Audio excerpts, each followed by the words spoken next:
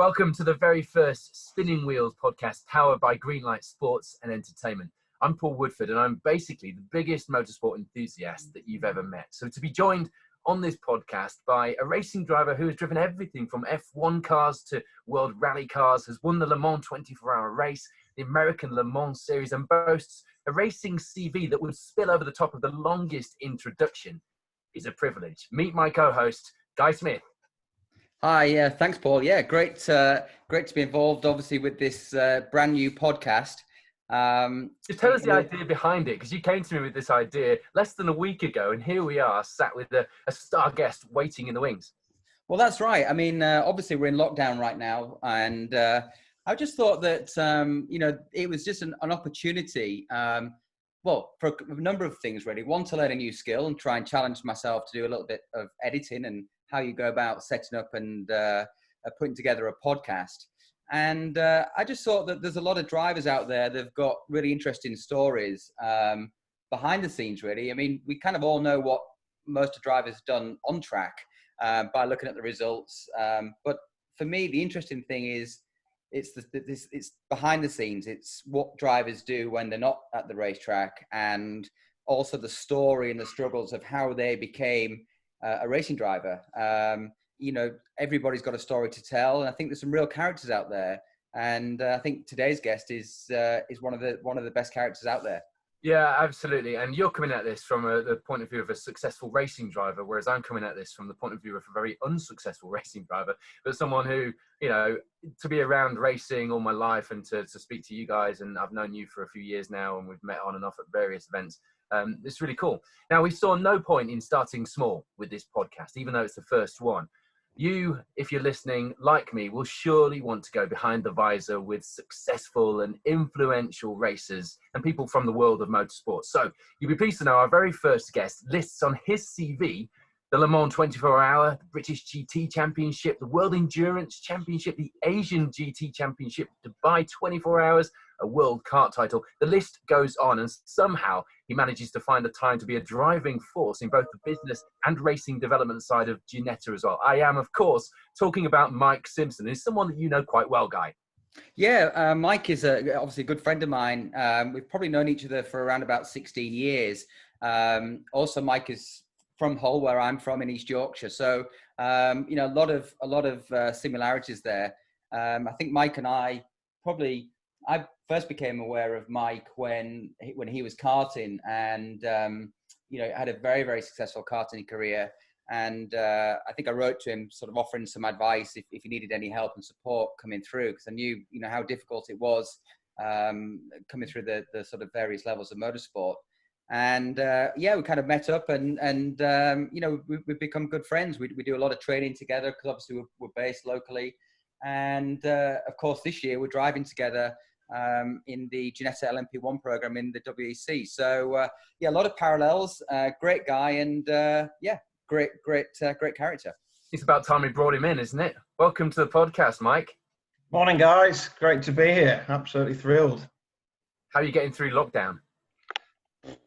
Well, trying to not rough the kids up too much, to be honest with you. But I'm surviving. It's a challenge. So it's been 3.5 weeks for me. I did a Silverstone test on the Monday, Tuesday, when actually the country went into lockdown. And then I did a final shakedown of a P3 kart Blighton on the Wednesday. So I was a little bit later to stay at home than a few people. But it's good. I mean, it's great to spend some family time together, but I'm itching to get out of the house and get to track. As you can see from this video call we're doing, I've just literally finished painting the study. I've emptied the garage now of all the paint, so I've managed to do 5 rooms in 3 weeks. I was kind of expecting orange and black on the walls, I've got to say. Yeah, well, I've got a lot of this on Teams blue around, you see, so every room's blue at the minute. So what we're going to do is go behind the visor, in the pit lane, out of the pit lane, at home, if that's all right with you, Mike. Cool. Yeah, why not? I think you guys are best placed to talk career stuff to kick us off, aren't you? Yeah, I think really like Mike's story. I think as most drivers have started pretty much in go-kart racing. I mean, I certainly started with karts when I was sort of 10 years old. I think Mike was the same. I think maybe you could tell us a little bit how you kind of got into motorsport, really. I mean, a lad from Hull, how do you sort of start, where does that sort of drive and that sort of direction come from to take the sort of direction of motorsport? I mean, it's a question I get asked quite a lot, obviously with the involvement with Ginetta and bringing the kids into racing. But it was interesting for me because I think back when I started, which was May 91, I was a fan of racing, a fan of cars, loved tinkering with my dad's tools and pretending to take things to bits. And what was the catalyst for me was they actually had a massive kart race around the streets of Hull. And I think it was 89, 90, 91. I did that, Mike. I know you did. I know. So I used to go as a kid, 6 years old, and watch Guy. And then that was it, really. The smell of two-stroke going around the Guildhall of Hull. These, 18,000 RPM wasps screaming around. I was like, wow, Dad, look at this. This is, there's people rolling it left, right, and centre, hitting curves. Don't you think it's pretty cool, Mike, that actually Hull had a street race? I mean, amazing. Of all the cities in the country, and actually Hull actually had a race. I mean, that's it. They used to close it down for rallying. Don't forget. Do you remember the Northumberside stages? Roger Clark was there once, stood there with his sons in the Guildhall, next to the Guildhall. Really? We've got the green race now, haven't we? Of course. Yeah, of course. Yeah. Oh, it's amazing, and that's what got me going. And it was, how do we do this, Dad? What do we do? And we picked up a program. It was organised by Lincolnshire Kart Racing Club, which is Fulbeck, and so we went to Fulbeck, and it was like a kid's heaven there. All these little kids kicking a football in the paddock, then driving these racing karts, and we started just to go and watch. And back then there was an airfield circuit as well near Bridlington, a small town called Carnaby, and that my nan and granddad lived out in the east side of Hull, so we used to drop my mum off there and go up to Carnaby and watch that. So it was very much, can we do it? And thankfully, we managed to get a kart, which was it was a good one, actually. James Wright, his father had Wright Chassis, a very famous karting brand, and I think he just finished second in the 1990 series in cadets, and we managed to pick up his chassis and took some advice and got a brand new engine. We started in the May on Sainsburys car park in Hessel on a Sunday, because Sainsburys never used to be open. Yeah. We built a little track around Sainsburys car park. And just started blasting around there, me and my dad having a bit of fun. And then when I became 8 years old in September, we went up to Langbar, which Teesside near Middlesbrough, and just turned up on a Sunday and did my first novice race. And it was never intended to be what it is now. I mean, I don't know whether that's the sport's so professional now, but I didn't actually have any aspirations to be a Formula One driver. It's something that you watched on TV, and it wasn't part of my family's life. Normal working folk didn't really do any sport. They were just engineers, grandparents, and my dad. My dad didn't play sport, so we just started a family hobby. And for me, it was just the best way to get involved because there was no pressure. My dad didn't have a clue what to do on the spanners. I didn't have a clue what to do behind the wheel. And we just started to do a couple of club races a month, and then you sort of get a result, and you think, okay, well, maybe enter this race, and it just spiraled from there, really. But very much a family hobby. My sister, Mum used to do the lap timing, and our next door neighbour, they had an old caravan. I think it was like a 1978 Sprite, not a Swift guy. I apologise. I'll forgive you. But they used to keep it in the garden, and it was a log store for the log fire in the house. So my dad gave him 50 quid for it, and my mum reupholstered it. We got a local van hire company, I don't think it exists anymore, Smith Self-Drive they were called. They donated us a van twice a month, and that was it. My memories of karting was always a lot of it was the traveling to and from the circuits, because you travel around the country to different circuits, and back in the day, I don't know if they were still around, Mike, when you were karting, but we used to have little chefs and happy eaters. Yeah. And, I think I was pretty much powered by little chefs, but, we used to have full English. And literally, we'd stop and have a fry up, on the way there and on the way back. And so I always joke with my children that I was powered by little chefs, and they have no idea what a little chef is. But, for a lot of karters of our era, that's probably that was probably our staple diet. So, I love that these places were instrumental in your careers. I wonder, Mike, I quite like the thought of, a bit like when Jenson Button went back to his first school and met all the kids. I like the thought of you going back to Sainsburys in Hessel and meeting the staff and shaking a few hands, because that's where you'd doing think doing some burnouts in the car park. Around the car park, yeah. Yeah. I did that at school once. I was year 6, just leaving primary school. And then you had this new hobby, bring your kart to school. So I did that, and I went hell for leather around the car park, and just showing off, backing it into some corners. I so nearly wiped out this teacher's car. Like literally my feet finished underneath this bonnet of this car. But funnily enough, talking with the kids, it was only the other week actually, was talking about when we go to the Grand Prix, to watch it every year, we get the camper off Guy and Swift go, and we go down to the Grand Prix and we have a great time. I said, do you realise, kids, how I used to travel to kart meetings? And like, what do you mean? I said, well, we had a Ford Transit and a caravan. You only get a bench seat and a driver's seat in a Ford Transit. Well, I've got a sister as well, so there was 4 of us. Where do you think I used to go? I think 94, which was year 3 of karting, once we started winning club stuff, we entered the British Champs. So my dad had picked me up from school on a Friday at 3:30, and I'd get in the back, in the sliding door of the van, and I had to sit in my car on the floor. I would be going to Clay Pigeon in Devon, Larkhall, which is Glasgow. I'm not joking. I was sat in the back, pitch black, for 4 hours. Well, that explains everything now. You see, if only I'd known this explains a whole new sort of thing about you. I get it. I know the best result. Well, it wasn't a result, but we got away with it. I don't know if I should be saying this, but it was January '94, just a full-bet club meeting, and it was gale force winds. And the Humber Bridge, which we have to use to get over the River Humber, was shut. So we went all the way around. The Ouse Bridge over Gore was shut, and there's a tiny bridge called the Boothry Bridge next to it. And I'm in the back of the van, like, this is a bit windy, isn't it? And we literally just get over the Boothry Bridge, and this gale comes, sends the caravan over, fully jacks the back of this long wheelbase Transit up. I end up face down in the back. There's all these police and fire brigades coming to rescue this caravan about to fall into the River Ouse. And all my dad did was get under cover. He chucked all the cart covers. Don't make a sound. Don't let anybody know you're here. And I'm laid in the back of this van, being deadly quiet while they're trying to turn us over the right way. Happy days. Who does that anymore? I know, exactly. It's all far too corporate now, isn't it? I mean, do you think karting as a whole has changed? I mean, obviously when I was doing it, probably before you, and obviously when you were racing, it was dad and lad, transit van, like you say, and in a caravan or whatever, and go and do it, and dad would be a mechanic, you would sort of help out. I mean, you're a lot more technical than I am. I think I'm best left alone from anything like spanners, but that was how it was, and it was all about building those relationships, learning about, understanding about how things worked, and real camaraderie with the other drivers. On a night time when we'd finish racing, we'd play football, or we'd play some kind of games or whatever, and we'd all barbecue together and stuff. And of course now, you probably noticed it as well, when you go back to a kart race, that's all gone. It's all far too professional.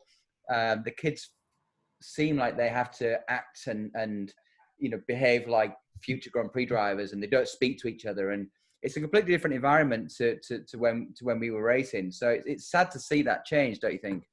I think that's from my point of view as well. When I've been interviewing drivers, even at club level, you don't have that kind of character coming out of even club level drivers now, because there is this, and it is a myth that you have to be corporate at every level of motorsport, and it's a real shame, because you have to really drag the story out sometimes. Yeah. Yeah, and I think you see that. I mean, look at Lewis. When Lewis first raced for McLaren, he was very, very corporate.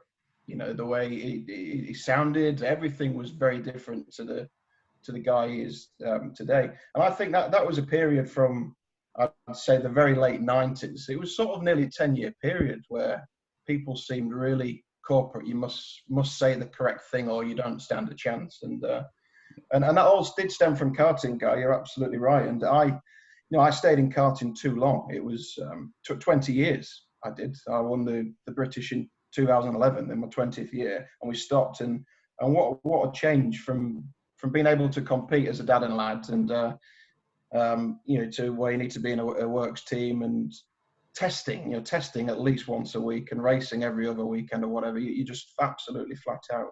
Yeah. And it's very difficult to understand how you can get to that pinnacle now of karting, to be seen and recognised and get some help, because It's very professional, very professional. There's so much social media out there as well now, isn't there, that you've got to be firing on all cylinders and making sure that you're out there in every. That must be quite difficult now for you guys as well, making sure that your profiles are correct for the type of racing you're doing, for the sponsors and everything else. You have to be a bit more of a show pony than you ever had to be, don't you? Yeah, I think you have to be, especially when you're representing a brand. If you're working with an OEM, you've obviously got to take on board their brand values and what they represent, because you're representing them. So, to a certain degree, you have to, or you want to be yourself, because at the end of the day, that's important to express yourself. But you've got to work within the guidelines of who you're representing. So it's a fine line. I think I think brands like drivers that have got a personality, but they've also got to fit into what their values are. So it's all part of being a driver. It's the driving is kind of the easy bit in some respects. It's been able to be good out of the car as well. It's becoming more and more important to be, you've got to be good with social media. You've got to be good with the interviews. You've got to be good. You've got to be able to speak to the board members of the companies you represent, guests, et cetera, et cetera. So you've kind of got to be, the whole package, and that's not everybody can do that, and that sometimes defines how long your career will last, and what kind of career you're going to have. So I think from the karting and all these things, this is where you pick it all up. You learn, you make mistakes, and over time you figure things out, and it's been able to read situations and understand the situation you're in and how you can best serve it. But it's all part of the learning process, isn't it? But Mike, obviously we just talked about the karting. You had a mega successful career. You were like 4 times British champion, 7 times British Grand Prix kart champion, world champion in Rotax. Pretty mega sort of CV there. Far better than I ever had. How do you then make the move into car racing? Obviously, from a funding point of view, that next step is the hardest, because while karting is super expensive, the next step is astronomical, really. No, it is, and that was my struggle, and it leads nicely onto what you just spoke about. In terms of beginnings, I'll be quite honest. Relatively humble background. My dad was a design engineer at BAE British Aerospace. Very talented engineer. Pretty much most of my success in karting is down to my dad, because he understood how to make things quick, whether it be chassis, tyre development, engine carbs. He was the boy, and he was the boy a lot of people. And in my early days, I think people started to realise, how are these guys with a rented van and a crappy old caravan beating the teams? So I started to get free drives. I think pretty much was they wanted my dad. Right. They were charging customers, and they wanted to understand, well, when in the Rotax where you have a fixed jet, why is he going down that route? What's changed with the air pressure and humidity for him to choose that? They wanted a bit of that, and I came along and obviously reaped the reward of that. But yeah, my mum worked in an old nursing home on night shifts, so we were as humble as you like, and so car racing was not achievable. To be honest, karting at the level we was doing was definitely not achievable. But we managed to get results and get deals, and that's still there in karting. I can see that now. So when you still get results, you'll still get chassis, you'll still get engine deals, your manufacturers will still want to sign you up. So that the ability to get free or cheaper racing is still definitely there. But cars wasn't quite on the radar. You win all these championships, and you have motorsport news and people ringing you up saying, "Are you going to go and test some Formula Fords or Formula Renault?" And how do you do that? And the commercial aspect of racing, we didn't understand. We came at it from an engineering background. And yeah, we didn't get any sponsorship. And all I could see, and we only found this by going to watch a friend from Brough, Roger Stanford, who races classic touring cars. We went to watch him around at Donington Park. There was a leaflet on the floor, and it said, "Be a racing driver." And Tim Sugden, a long-time GT and Porsche winner and Formula racer back in the day, he had a scholarship which was sponsored by Renault and Michelin, and it was called bearacingdriver.com. And if you won it, you got a season in the Renault British Clio Cup, so a big support British profile series to the touring cars. And And that was my break, if you like, into cars, because I ended up winning the scholarship. So I got a year's racing and did well and got my name on the radar. But then it stopped again. Just stop there 1 second. When you said your name on the radar, I think if people go to YouTube and type in Clio Bandit, that's one way of getting your name on the radar. So Clio Bandit in YouTube. Clio Cup Bandit, yeah. I was a bandit. But back then, in cars, the pressure's on, isn't it? You got to perform. That's your chance. That's your opportunity. Yeah. It was always about the first corner load and everything I'd done. And I think that was my first race at Thruxton. I think it was P5 on the grid. And I thought, why not make it 4 abreast into turn 1? Why not? Well, I would do in a car, but it's a bit different in a car, isn't it? But to be honest with you, going to a Clio as well. I mean, like most, the traditional route would be from a rear wheel drive car to a single seater, a Formula Ford or Formula Renault. Yeah. You go to a Clio front wheel drive. I appreciate the challenge, because whenever I've driven a front wheel drive, I've been absolutely rubbish. And it's completely the opposite to everything you learn with a rear wheel. So for you to be able to jump into a front wheel drive Clio, and yes, although it's a challenge, but to get sort of 2 podiums and a couple of pole positions, just shows how, adaptable you are, because I don't underestimate that challenge. So it's pretty impressive. But how do you keep that momentum going? Well, it was, again, no testing. It was a scholarship car. We didn't have a test budget as a family, so it was get in and do the job. But it's like all cars, you feel what's under your backside, where the grip's at, and you just drive to the understeer. If you're going around the corner and the thing's not understeering, you're not going in hot enough, really. So it's you just keep pushing and pushing and pushing until it won't turn, and that's all I've done all my life, really. And it's, as you said, Guy, the driving. Once you get to a point, and even a top-level karter, you can get to the point and it's in your pocket. You've got that. That's your trade. You've done your bricklaying course, your plumbing course. You are qualified. It's how you get the gig. How do you get the job? And commercially, we were hopeless. We just didn't get it. And but what we did have instilled in me from my family was work ethic. So I was working. I left school at 16. Didn't know what I wanted to do. Wanted to earn a few quid, wanted to buy a car and stuff like that. So I did an apprenticeship at BAE Systems, British Aerospace. So I was always earning from a young age and working. So I thought, right, well, I love racing. I love Clios. How can I get involved? I need a job in motorsport. Engineering's my background. And it was thanks to yourself, Guy, that we did a test with Richard Dean when he had this Formula Renault team, Team JLR. That was back in 05, 06, I think it was. So I did my first single seat to test. Went really well. I think we was lapping very quick. Conway's record time. And so Richard, like me, tried to help, but we couldn't raise the funding. But then Richard became the managing director of Ginetta Cars. So, I went and knocked on the door when Lawrence Tomlinson opened up the factory in Leeds, which is about 60 miles from my house, and asked for a job, to be honest with you. I said, look, I'm an engineer, project engineering and production management by trades. I'm not a bad racing driver. Do you need any staff? And Lawrence was looking for engineering people, but racing people, which were pretty hard to come by in the north of England. Everything's around the Oxford, Silverstone 50-mile radius. And so I took a risk. I left a very secure job at BAE Systems, where you could be there for all your life and have a nice pension, to go and work. And that was the key thing, to work. That was the only way I could see myself getting back in a car. How can I go work for this chap, help him in whatever he needs in the company, and try and get a racing drive? Yeah.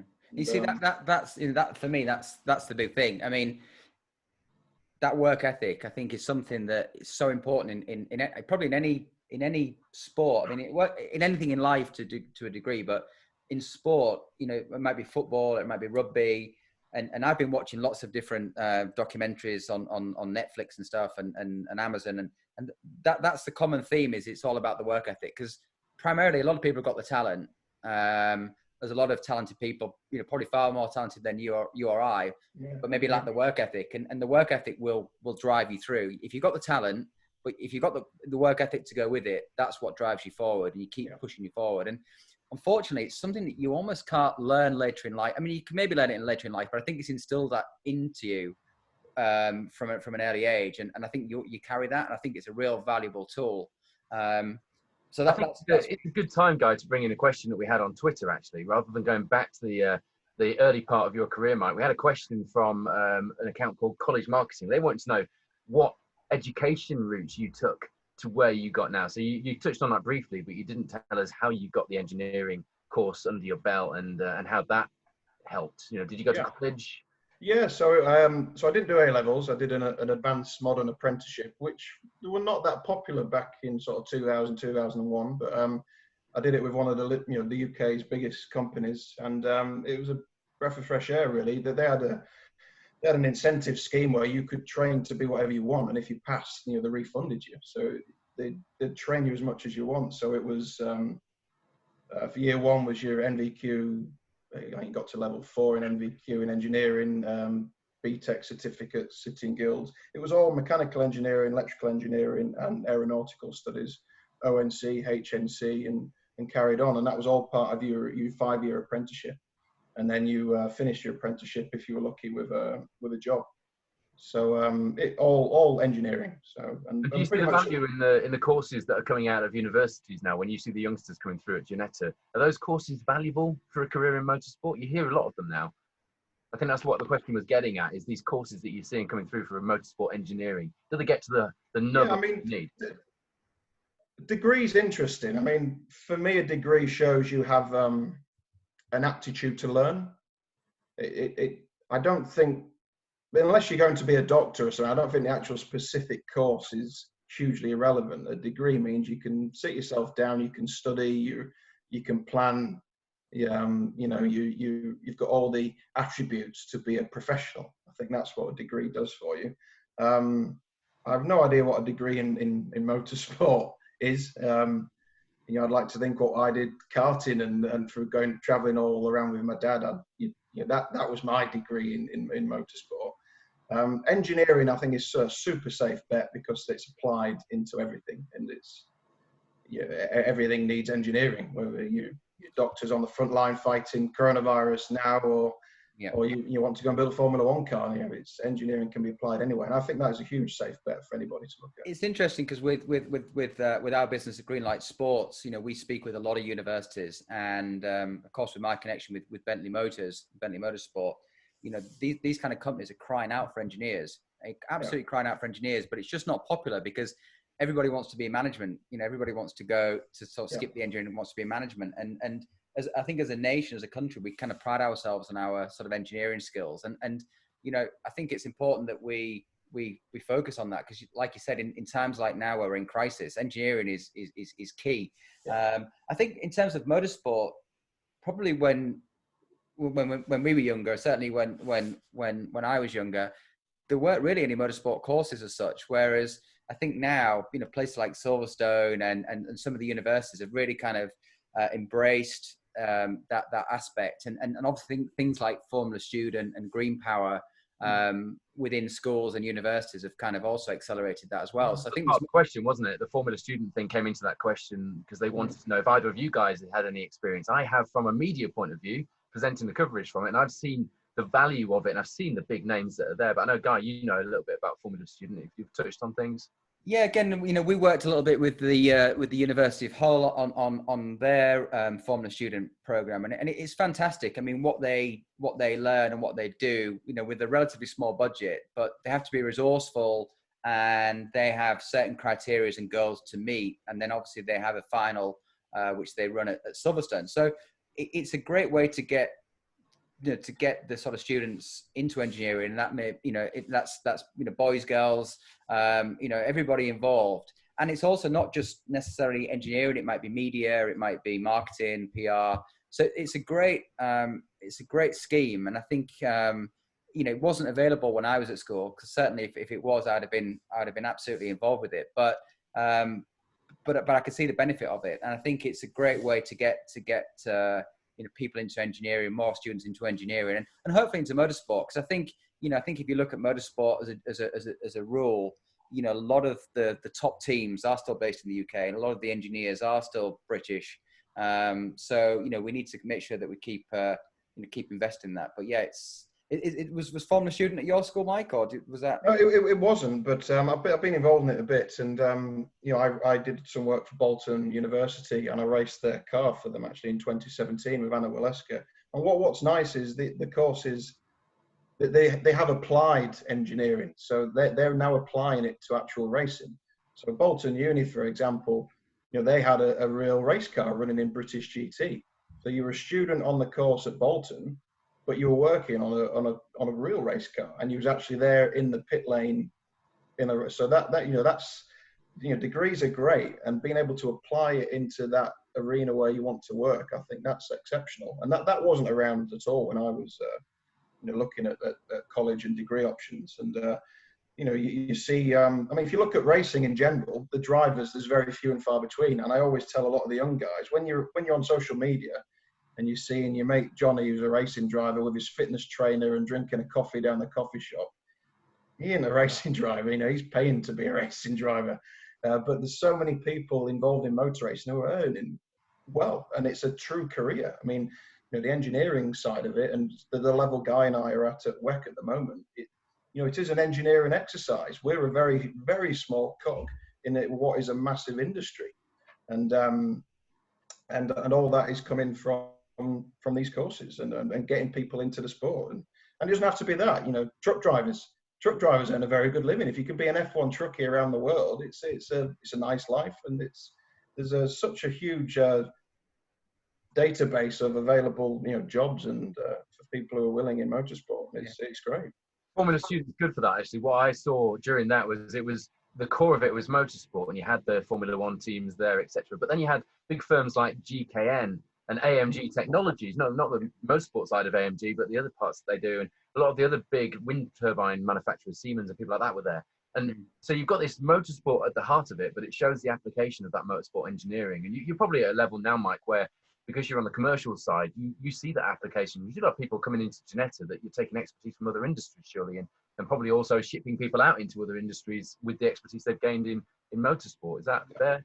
Absolutely. We create everything from the blank sheet of paper to the final car. So we've got laminators, we've got engine builders, we've made our own engines, machinists, everything down to stores operatives, supply chain, supplying cars with parts around the world, to the grid girls. They still happen in racing still. So it's such a huge industry, so it's not, but everybody looks at the racing, everyone looks at the guy with the helmet, and I think the sooner you realize it's not about you, then it's clicked. Then you need to work back from that and say, right, what do I need to do to ensure I get to the next event, or I'll meet this guy, etc. Where, just going back to me, I was so cocky and naive in the early days, and I just, you get the results and you think it's about you, or the phone's going to ring, I'm going to get a call, Ron Dennis is going to ring, I'll go be Lewis's teammate or whatever, and it doesn't exist. You've got to work for it. So what's your role then? So obviously you joined Ginetta. So what kind of, we've obviously had conversations about this in the past about defining your role, and it's a tricky one because you can't really kind of put it in a box, can you? But you're pretty involved day to day. Obviously you spend a lot of time in a race, in various different race cars that Ginetta build and race, and of course you're also working in the commercial department. You're working with a lot of the young drivers because Ginetta as a company, I think a lot of people maybe don't know that obviously they're a constructor, but they've also got race series. They do driver training, driver development. So there's a lot involved, or certainly there's a lot that you're involved with. No, huge. I joined the company back in April 2008, and what's happened in a very short space of time. It's only now where we sat in the house where you can reflect. And so Lawrence had literally just opened the building. Ginetta had been running since 1958 and always managed to stay privately owned. And Lawrence, bought the 50-year heritage and some of the rights to the older cars, but it was pretty much a blank sheet of paper. And I think what he wanted was he'd come from being a very successful, still is businessman, to starting racing, doing track days, setting up his own race team and winning Le Mans in such a short space of time. And you make a lot of mistakes. You do. You pick the wrong car, you get the wrong team in, the wrong advice. And I think he just wanted to create a business where we have a fun, exciting product and we can look after the customer and we can all have a nice time going motor racing together. And that's what was sold to me when I went for a job interview. So I got involved to start with. We made a Ginetta G50 race car, the first car Lawrence and Ginetta produced.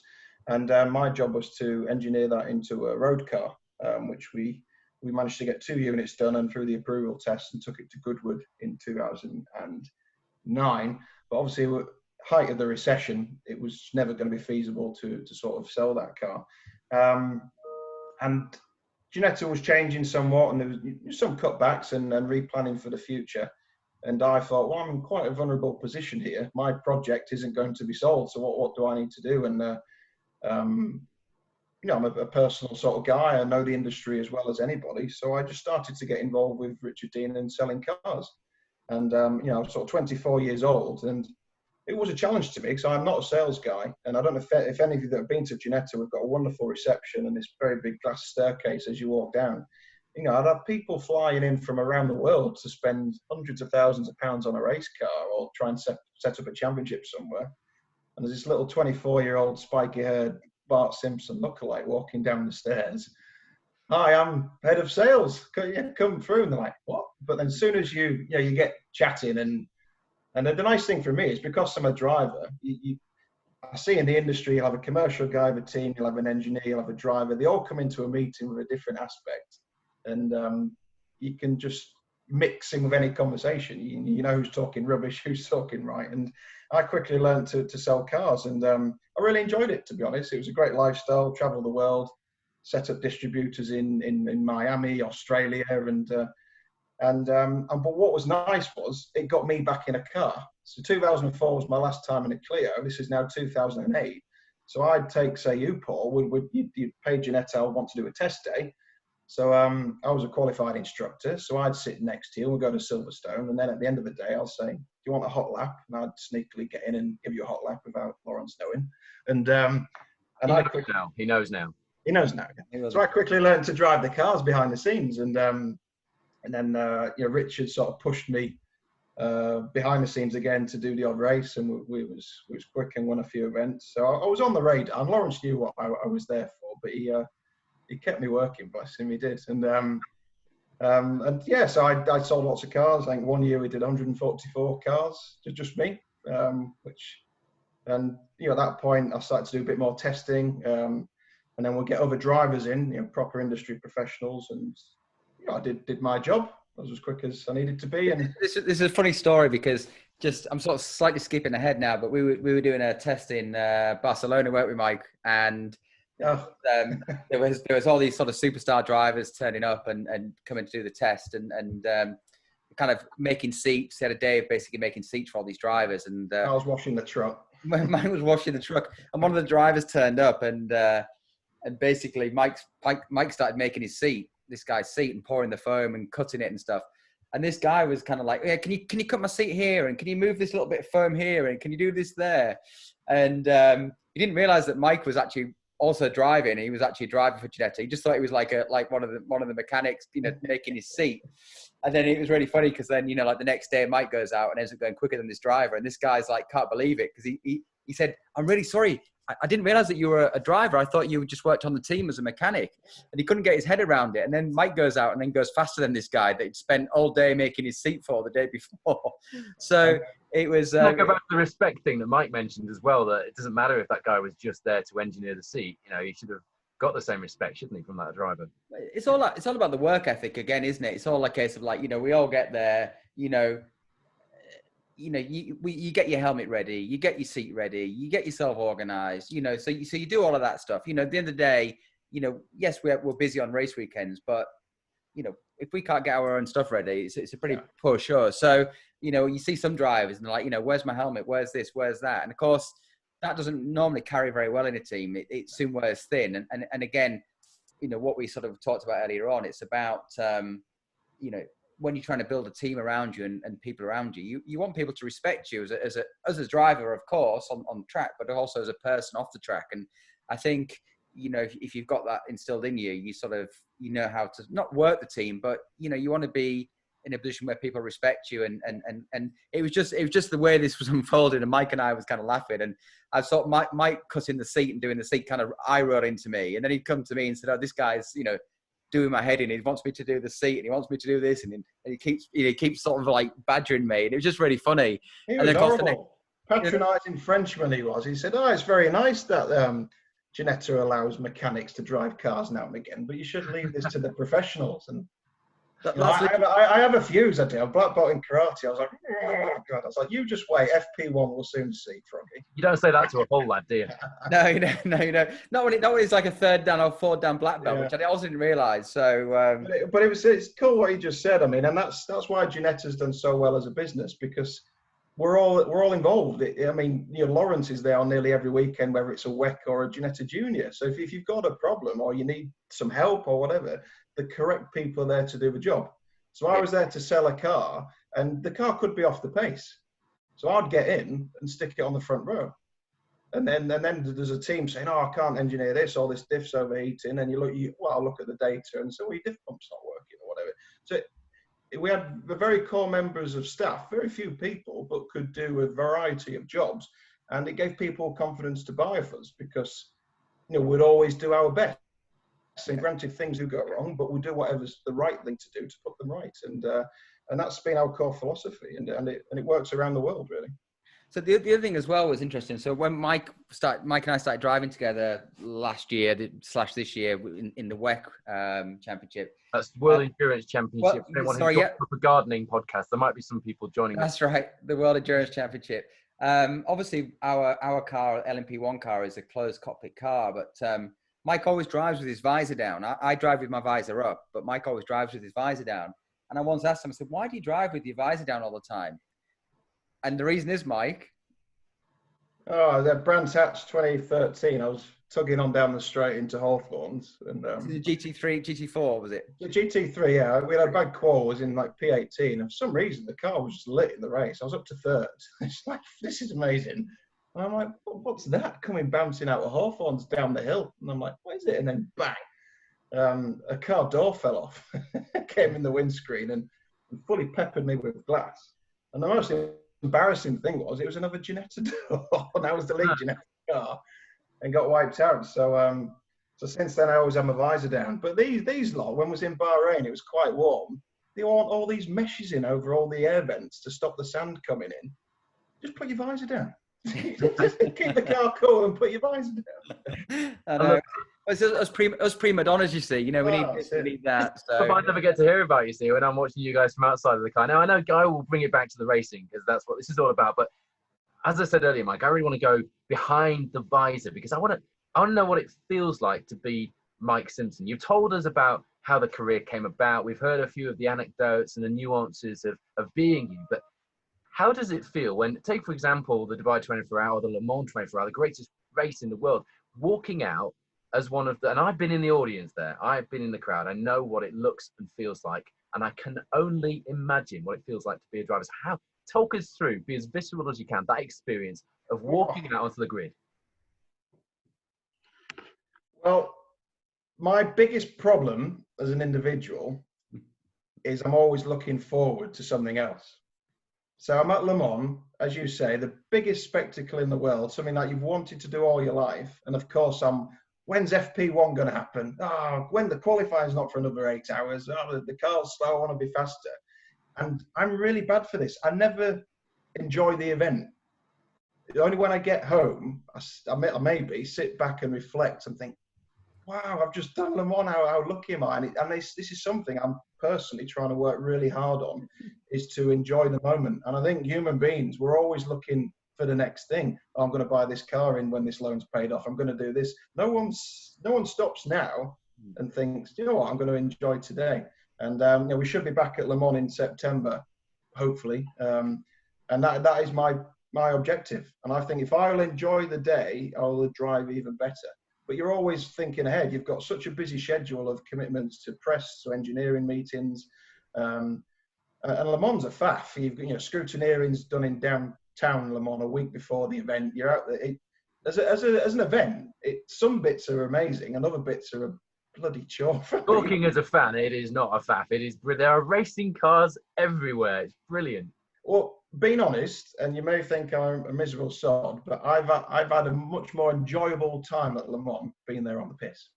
It's a great.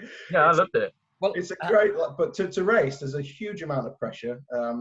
Obviously, the safety aspect, the speeds, and wanting to do your job. You know, when I'm there with my helmet, I'm there like you, Paul, in front of the mic. You've got a job to do, and I'm there to be professional and do my job.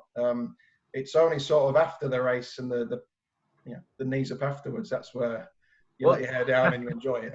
Talking of knees up, when I went to Le Mans for the first time, it was the year before, Guy, you took the trophy. So I did see the Bentley Speed 8s in action, but not with you behind the wheel, sadly. Tell us how it feels to stand there and lift that trophy. Just, you must have enjoyed that moment. I take it that you guys are professional racers and you're always focused on the job in hand, but Guy, you must have allowed yourself a moment to think, I've just done it. Yeah, it was a bit really like what Mike said, because I mean, you do all this sort of testing. You know, we did you know, many 24-hour, 30-hour tests, and you know, this was the year that we won. Obviously, was the third year of the program. So you put all that work in, and you have all the meetings, the build up, the testing, the qualifying. You do the race, and because you're living in the moment, it almost doesn't feel real, because you're just trying to, you're focusing on the next corner, the next lap, the next stint. You know, you're just trying to get through each phase of the race. And you know, when you find yourself, you know, I found myself, and I've done it before, like in the last hour, you've got to be very careful you don't start writing your own headlines, because as soon as you do that, that's usually when it all goes wrong. I mean, I remember doing the last hour, and you know, you go across the start finish line and you're looking up at the clock, and it's literally the slowest hour of your life, because it just doesn't feel like it's moving. And you know, you listen to every gear shift and every engine note. Your senses are really heightened. But then to cross the line, it's almost slightly disbelief, like it's not real, because you don't allow yourself to think it's going to happen, because you're just focusing on the now. That when it does happen, it's almost like you see everybody around you celebrating, but you're kind of in slow mode. You're kind of behind everybody else. And then it's only really, you get onto the podium, and then of course you start to relax and you start to sort of take it all in. Your adrenaline starts to drop a little bit.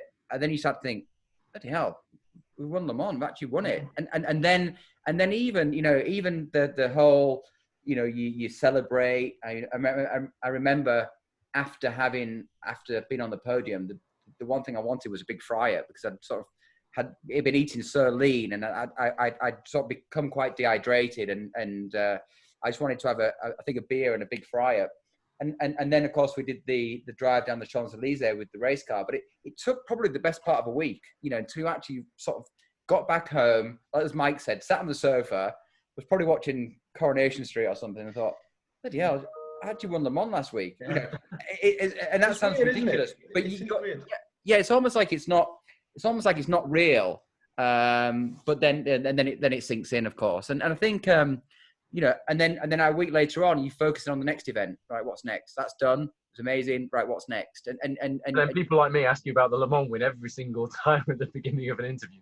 No, it's great. It's because it's great to talk about it. It's great to talk about it. Of course, you know, it's a great, you know, it's a great event. And as Mike said, it, you know, whether you're winning the event or just even taking part in the event or whatever. I mean, the first time I ever went to Le Mans, I'd never even been to Le Mans, and I went there in 2000, and I'd never even seen the place before. But I was blown away. You know, I got there obviously the Sunday before the race, and the atmosphere just built. By Wednesday, people are starting to pile in. By Thursday, it's really now getting quite a big event. And I was just blown away by it. But as Mike said, I've never actually done it as a fan. So I'm looking forward to going, you know, driving down there and having a few beers and building my little beer, you know, mountain thing and doing it from the other side. So one day I'll get to do that, which hopefully not this year. Hopefully this year we'll get to race. And don't wish that on yourself too soon. No, exactly. Inside the barriers. Mike, when I've you got a good out, little story. Sorry to interrupt quickly. you've got to go with the stories. The first year at Le Mans was 18, and we'd done the drivers' parade, which was amazing, as Guy was saying. There's 100,000 people there, and we had these little elastic armbands, And I was twanging them, and you just literally twang them in people's faces, and then they're loving it. They're wanting all this crap that you're giving away for free. They're all taking it off you. But it's a long thing, and it was red hot. And there was my wife and some mates. And randomly, I'd been there probably 8 or 9 times as a fan and with Ginetto entertaining guests. And at Le Mans, what's it called? The Jacobins. It's the Plus Jacobins, yeah. That's it. The pub on the right, that's where Ginetto always is. Even if we're not racing, we're always there camped out, getting the beers in and having a great time. And we just finished Drivers' Parade. I was like, I could see my wife and mates, and I could see all these sort of Ginetto people and Ginetto fans. And Charlie, my teammate, it was a big event for him, huge event. And then he was a bit stressed. I said, come on, follow me. So we just got over the fence and, downed a couple of pints sort of thing in all our race kit. And, someone took a picture, didn't they? Oh, did I get a ball? Oh, really? Well, we did a similar thing when I drove with Brundle and Ortelli in 2001. We drove back from the parade, and I think we had a couple of beers on the minibus on the way home. Yeah. And just to kind of calm the nerves a little bit. But I think as long as you don't have a big one, I think it's fine. But I think I think the pressure at that point is pretty intense, and you've got to do what you got to do. But it means so much to so many people. I mean, the fan base there. I mean, you're absolutely mobbed, and your guys want it in a Bentley. So this year when we go, I mean, I struggle with that actually, where you can't physically get out of your trailer and get to the garage for people. Yeah. And we went to Fuji in October. Guys never raced in Japan, and he was mobbed. There's people with miniature scale models of Audis and Bentleys, and it's wonderful to see the they did like Mike too, because Mike's got the blonde hair, you see. So they're all kind of looking at him and kind of like sort of frowning, like he was kind of very novel. That's weird. I feel at this point like everybody's checking out your Twitter profile, Mike. You might need that Bart Simpson look on there rather than the helmet shot you've got at the minute. Exactly. So Mike, so we know a little bit about obviously your racing career now, and obviously we're driving together currently, supposed to be driving together currently in the WC series, which is great that we've actually got the opportunity to drive together, because obviously we've known each other for a long time, and I'd retired and then come back and we've got the opportunity to drive together, which is fantastic. But kind of like outside of racing, kind of what kind of stuff for you? I mean, I know a little bit about about what you do when you're not racing. I mean, you've got your bike, you restored your Harley, and you've obviously got Triumph. Kids. I've got Triumph. Kids. Triumph. So it's a Triumph, is it? So sorry, Triumph. Yeah. So what kind of stuff do you do when you're not racing, or when you kind of? Where the photo comes in, Guy. Is this where the photo comes in? Oh, the photo, yeah. Sorry, we were doing a bit of prep before this, Mike. Oh, I know. I'm dreading what picture this is, but I'm sure we'll get to that point, won't we? We will. But now I'm happily married. I've got two boys, Charlie and Freddie, 10 and 6. I mean, they are full on. They knock 10 bags out of each other. And are they going to be karters, Mike, or? Charlie's done a little bit, as Freddie actually. And the problem is, and I don't know if this is a youth of today, sound like my old man problem, but on the PlayStation, they're on it this morning. So if they don't do a corner perfect, they'll reset it and start the lap again. Well, you can't do that, can you? So I took Charlie to a round of what was Easy Kart, Daniel Ricciardo series. And typical me, it was the last round of a championship. And I throw my 9-year-old son into a race. Never even tested the car. In at the deep end. Just send it. And he was doing really well. He wasn't far off. And I'm like, oh, this is going to cost me this. But he got so wound up because some people had bumped him and he wouldn't take the right line and he wasn't the fastest. He didn't want to do it. And I just didn't get that. How cool is this? You're out racing with your old man, you've got your helmet on and all the kit, but he just wasn't for him really. But what they both love, and I enjoy, is golf. I'm a terrible golfer. I need to spend more time at it. But they've both got such a wonderful natural swing. So we take them to Hull Golf Club in Kirkella. £80 a year for a full membership, 7 days a week. I mean, that's heaven. It's definitely cheaper than karting. That is absolute heaven. So apart from that, I like cooking, I like barbecuing. Dancing. We saw that. I love dancing. You shared a very good tweet of you. You can check out the Wheels podcast on Twitter, and you see Mike's dancing. He's got a mean moonwalk. I mean, that got shared like thousands of likes and shares, didn't it, Mike? It was. Yeah. Well, it's disappointing we never went to COTA in Austin, Texas, because I'd found this place, this hillbilly proper cowboy bar, and I was going to go and do some line dancing, get the Stetson on, and go do some line dancing. We need to make sure that WEC are there with their Twitter, social media. Yeah, oh, they have to be. So I like a boogie, and because you like a boogie, you like a beer, don't you? So I like a pint too. But yeah, fighting, I used to fight a lot, like 3-4 times a week. Street fighting or competitive? No, never done that unless needed. But no, it's no, I used to fight in sort of national stuff and that, but I was never particularly good at fighting. I was good at katas and maneuvers and stuff. But anything to keep me away from home, I think. There's a lot of charity stuff going on at the minute, obviously with the coronavirus and support our NHS. Would you ever consider doing a calendar, Mike? Oh dear, no, not at all. No, not again. Say this at all. Have you ever done a calendar, Mike? No, Never. The things you have to do to buy a set of tyres there, Mike, eh? To be fair. Wonderful that Guy has a photo that we'll be showing right now as you're listening to this on the Wheels Podcast Twitter account. Oh, dear me. Well, I need to check which one. I'm going to check now. And So, got a soundtrack to it. sorry, I won't dwell into this too much, but 2004 was our first year of just about getting racing properly for free. But we had, and yeah, when you want to chuck 3 sets of tyres on a day karting, 180 quid plus VAT go, it can add up, can't it? So I randomly got asked to do this calendar, shall we say, gentleman's calendar.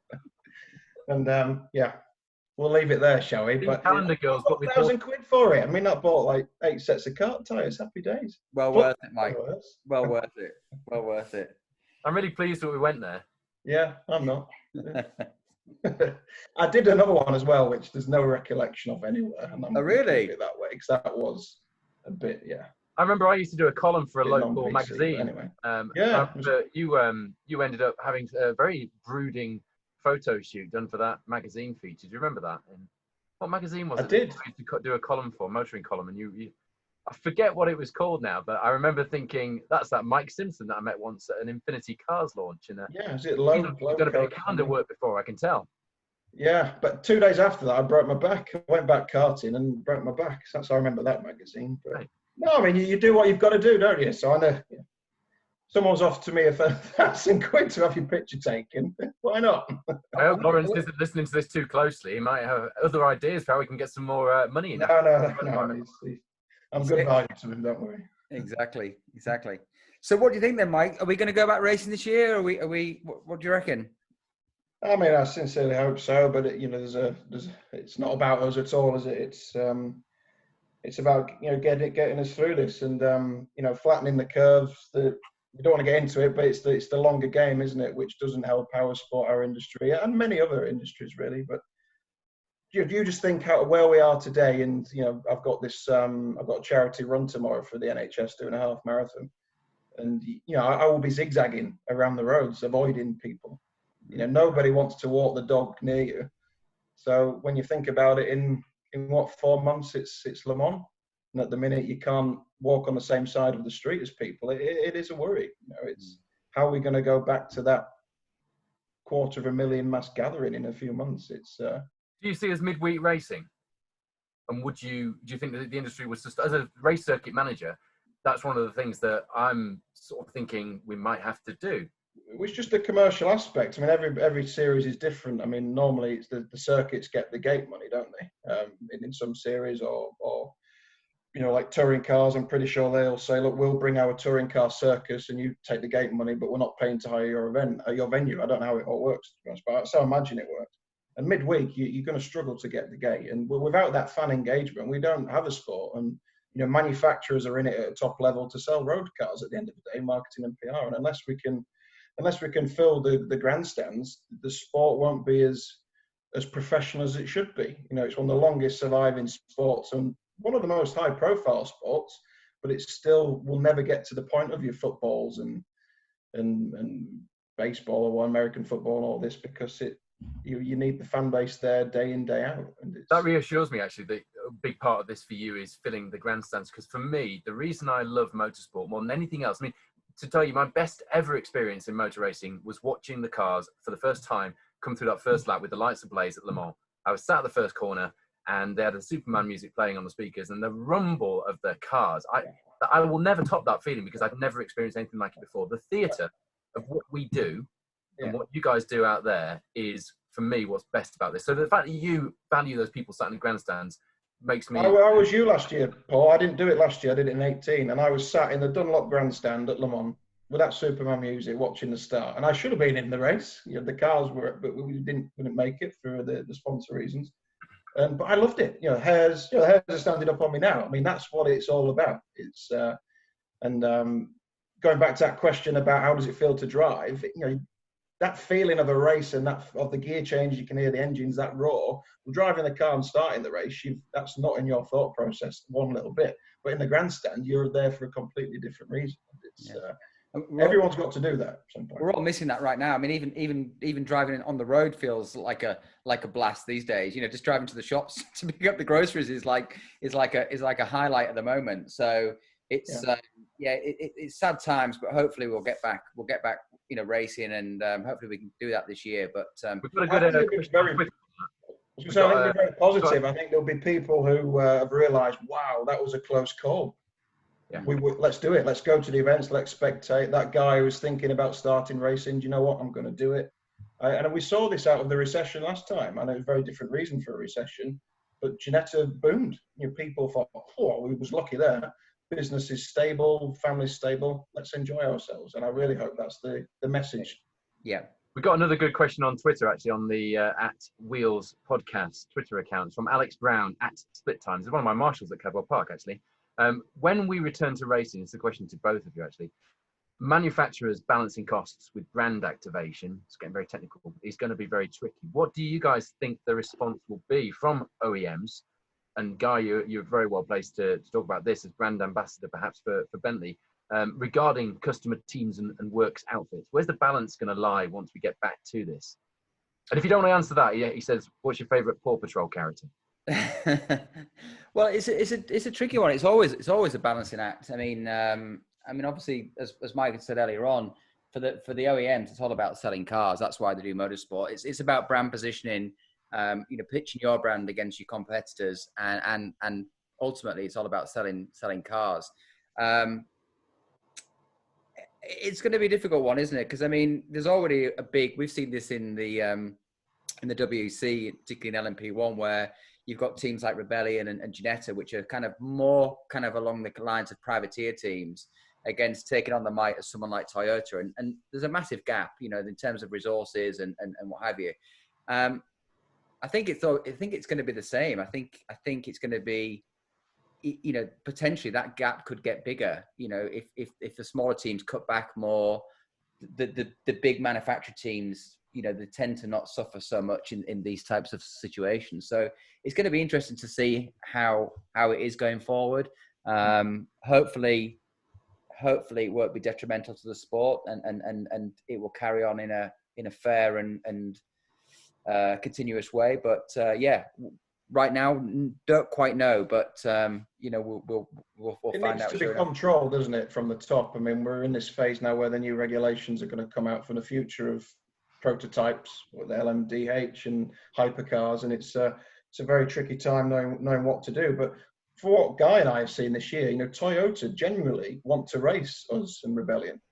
You know, they don't want to disappear and win by 3 laps. And you know, we're party to this equivalence of technology where they try and balance the hybrid cars with, you know, normally aspirated or turboed car as we are. So and they set the formula. This is Toyota's formula to balance the cars. And now, you know, that's a pretty big statement for a manufacturer spending a serious budget to come up with a way to slow their cars down to be on a level playing field with us. And I think the manufacturer's message, if you watch all these documentaries, these wonderful programs that are coming out now, it's all about the spirit and the competition. And that's a message they're all trying to get out a lot at the moment in the marketing is, we want to compete and be the best sportsmen. And I think that's what they're looking at to sell cars. And I just really hope that the governing bodies align the regulations, that it is tight. And this David and Goliath, a smaller manufacturer or a private team, you know, should be allowed to compete, because that's how it's always been at Le Mans. And you see this through recessions as well.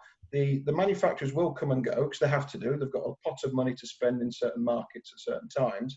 But motor racing's always been completed by the privateer. You know, there's always been the the David and Goliaths, and it's the spirit of Le Mans is always that guy who is there in year. I mean, the Nordschleife, the Nürburgring 24 Hours. I've done that race a few times as Guy. The car which gets the most following is like an Opel mantra or whatever it is from the 1970s. The spirit of competing with the foxtail hanging from the aerial. Yeah, so you're always going to get these guys wanting to be there. And for a manufacturer to come in with silly budget and blow them to the weeds, well, there's not really the competition element there. And does that look good? Will it help them sell cars? I think a more level playing field, as Guy says, and more people come to the table and make it a true sport of true competition. That's what I'd like to see happen. I do believe, gentlemen, we've managed to find some positivity out of this situation today. Another question while we're on them, this one's for you, Guy. You were talking, Mike, about the new regulations for the prototype cars, and that when I went to Le Mans, it was the LMPs, it was the Bentleys and the MGs, and fighting it out. Guy, Jonathan Tookwell on Twitter at T65John wants to know, how does the Ginetta LMP1, which you haven't had as much experience in by now as you would have liked with what's going on, compare to the mighty Speed 8? Yeah, it's a great question. I mean, first and foremost, I mean, the Bentley, I mean, I still get to drive it every so often now, mainly places like Goodwood. So I don't really get to drive it in anger and with new tires on, but it's still, heck of a racing car. I mean, it was, it still drives fantastic. It's got great downforce. But like everything, things move on. And I mean, when I first drove the Ginetta, I tested the Ginetta middle of last year. And I was just curious, really. The reason for doing the test was I was curious to see how an LMP1 car had evolved from when I last drove one, which was 2013. And that step was huge because the tires obviously improved. The downforce is greater. So, to drive the Ginetta now, it's just mind blowing. I mean, what that car can do, or what a current LMP1 car can do. I mean, round somewhere like Silverstone, the speed is just phenomenal. I mean, the downforce is you just can't believe what the car will do. And if you look at the lap times compared to a Formula One car, it's not massively dissimilar. And certainly in the high speed corners, I think they're probably as quick, if not quicker. So it is mind blowing. So to compare is difficult. But at the end of the day, when the Bentley was racing, it was the top of its class. And, I still think now it's still very, very impressive to drive. If you were to put them side by side and do it a lap time, it'd be a great test to see. I'd be very curious to know what the difference was. But certainly the Ginetta or current LMP1 car is really, really exciting. I think we are in a golden era right now. Yeah. And that was certainly one of the, aren't we? Yeah, I mean, that was certainly one of the reasons for me to come out of retirement, to have the opportunity to race in an LMP1 car in this sort of golden era, if you like, was too good to pass up. And I think going forward, it's going to be interesting to see what the new rules are. And I think in the automotive industry in general, there's a lot of uncertainty as to which direction the manufacturers are going to go into, whether they're going to go down the hybrid, what fuel powertrain are they going to go with. So there's a lot of stuff going on right now in the industry, but I think it's quite exciting times. I think motorsport and Le Mans is got a lot of good stuff ahead. I think this is a bump in the road, but I think in the next year or two time, I think we'll be in some exciting times for sports car racing. And Mike, the Ginetta, I feel like made a really big splash when it first broke cover. I'm sure it was a photo by Martin Cooper, a photographer I quite highly rate, that I saw first when it first broke cover. And the noise that was made online when Ginetta brought this LMP1 car out was actually disproportionate to most of the noise I'd seen about any other new racing cars. Yeah. Why? What? I mean, I don't disagree with it, but why? What happened? I think it's, we punch so high out of Ginetta, and we do everything. We do way more than any other manufacturer. I mean, we run track day companies. We've got a test track. We've got a simulator business. We bring kids from karting at 14 years old. We've got this platform from a simulator all the way to LMP1. And a lot of people were probably skeptical whether we'd do it. But one thing Lawrence and Ginetta does, if they say they're going to do something, he absolutely does it. And what a car we've produced. I mean, just to give the listeners to this some sort of feel for it. I mean, I'd never driven anything with downforce. But as I said, you know what's under your backside, and you drive to the grip. And I was never involved in the early testing, so I wasn't part of the program. I had to go to all the tests, and again, another lesson for another driver. I went to every single LMP1 test with my kit, and I was told, "You're not driving. You know, these are Manor, CFFC, TRSM sponsored cars. You're not in the lineup, Mike. I'm sorry, but you've got to be there as the Ginetta professional to assist the other drivers." Cubica was testing. There's all sorts of people. Help them, and if they need anything, get them. If they need a massage, sort it out or whatever. Put the seat out. But you go and do your job, and you listen. So I'm there listening, understanding what. And then I got a one-off shot, which was at the media day for the 2018 prologue season, WEC season at Paul Ricard.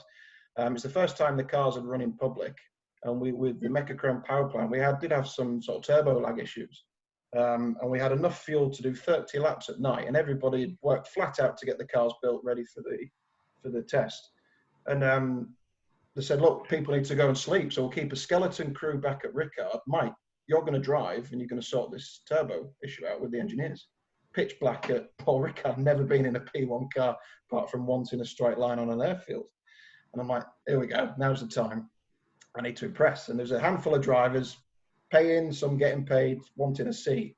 And I went out there. My first time I went into scene, flat out on the back straight at Ricard, whatever, 200 plus, and I tipped it into scene. And I'd listened to Ollie Rowland saying, it's just about flat. And I'm like, 7th gear. I thought, oh, what the heck? You only live once, don't you? I just turned it in flat. And I'm not joking. My face fell off. I turned right, and my nose and my fat cheeks, they all went left. And I couldn't breathe. I'm like, what on earth is this thing? But the way it's designed and engineered, providing you hit the brakes hard, roll off the brake, into a cut, you keep the aero profile flat, the car's got phenomenal grip and massively confidence expiring. And I did a good time, and I got a seat for Le Mans that year. So it's There's a movie script in there. That was brilliantly told. But it's I mean, to make Ginetta in Leeds, hand built in Leeds by our lads which make the G40s, and they're the guys that are running Guy and I on a weekend. Couple of lads from Hull. Couple lads from Hull. Hey up. And why not? And I think that's why it got the profile. It's like fair place to Ginetta. I mean, it's Le Mans and P1 and the top class. It's dream stuff for everybody, isn't it? And we've got the attitude.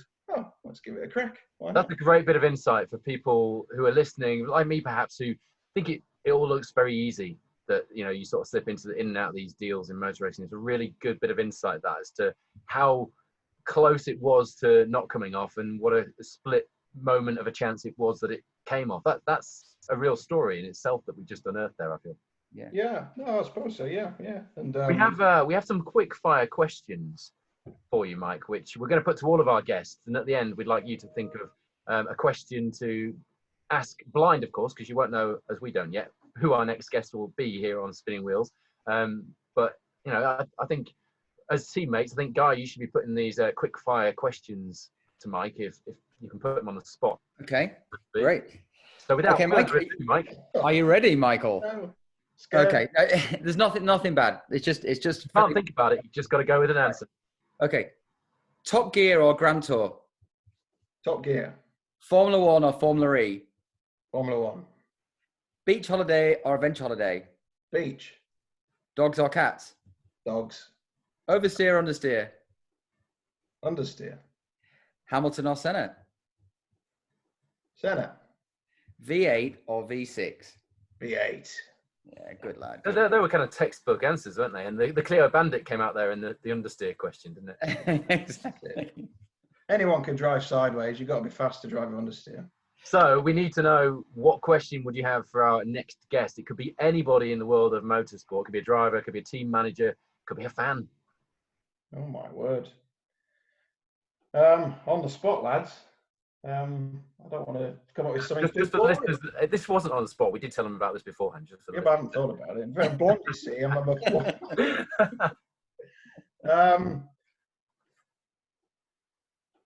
Oh, you've got me. I can't think of anything. It's good. A bit of dramatic silence works. Bitter, ale, or lager. There you go. Bitter or lager. Okay. You're writing that one down, Guy. Yeah.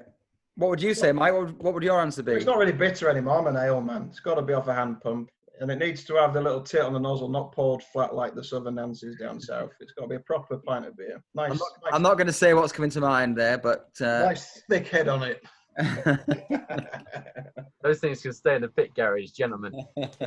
So there we are, the end of our very first Spinning Wheels podcast, and we hope that you've really enjoyed listening to that. Certainly, from my point of view, listening to these guys yarn about some of the things that you would never normally hear, and that story at the end there really kind of captured my imagination about how that drive came about for Mike in the Ginetta LMP1. Please do check out and follow the Twitter account @Wheels Podcast. We're going to be putting updates on there, and you'll find out very soon on there, hopefully, who our next, and we will as well, who our next guest will be on the podcast. But thank you for joining us on this first one. Over to you, Guy, to close us for the very first Spinning Wheels podcast. Yeah, thanks, Paul. Yeah, I really enjoyed it. Obviously, first podcast, learning lots, and hopefully it's going to get better and better over time. Just like to thank, obviously, Mike for being our first guest and been a great guest and giving us some insight into his career and also a little bit about behind the scenes of his racing life. And hopefully look forward to getting back behind the wheel later on this year at Le Mans, and hopefully we can go there and get on the podium. So thanks, Mike, and stay safe. No, pleasure. Thank you. It's been great. Stay safe, everybody.